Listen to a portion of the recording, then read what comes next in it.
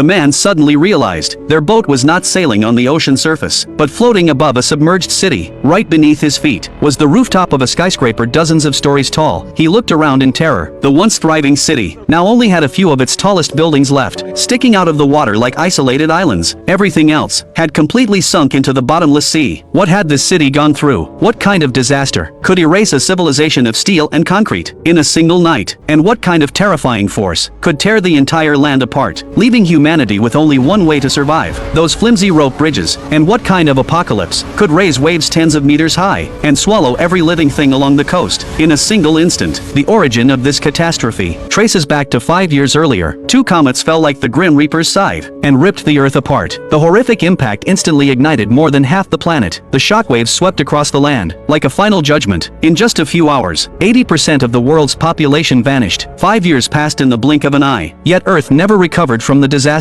Countless comet fragments still circled the planet, like ticking time bombs, ready to crash down without warning. Survivors once tried to rebuild, but quickly realized this broken world would not give humanity a second chance. Radiation was everywhere, capable of killing an adult in 3 minutes. But strangely, some places were said to still remain green, as if the disaster had never happened. Finding those unpolluted sanctuaries became the survivors' only hope. The protagonist, John, and his family barely survived with others inside a bunker. But conditions outside kept getting worse. Earthquakes happened frequently. Volcanoes could erupt at any moment. Everyone in the bunker knew this place would not hold for long. They had to find a way out. That day John put on his protective suit and stepped back into the wasteland. After crossing a stretch of beach, a coastline suddenly appeared before him. John excitedly told his teammates over the radio. There were several lifeboats parked on the sand, and farther out on the water, a rusted destroyer floated silently. John climbed into the destroyer through a hole in the hull. He searched the entire ship. No supplies, no survivors, only a few bodies long since carbonized. Just as he was about to leave, he found a purple flower pressed inside a navigation log. 5 years. John had not seen a flower in 5 years. If he gave it to his wife, she would definitely love it. Suddenly a frantic warning came through his headset. A radiation storm would arrive in 1 minute. But just as John ran out of the destroyer, a black wall of storm was surging toward him. Inside the storm, terrifying lightning kept exploding. What would happen if he got caught inside was unthinkable. John did not dare think further. He ran with everything he had, shouting into the radio, telling them to open the bunker door in advance. He was sure he could make it before the storm hit. The iron doors of the bunker slowly opened in the distance, but the storm was already right behind him. The moment he reached the entrance, a bolt of lightning exploded behind him. John leapt forward, diving toward the gate. After rolling inside, he immediately shouted for them to close it. The iron doors shut. The danger passed. After full decontamination, John sat on the floor after removing his suit, gasping for air. The scene kept replaying.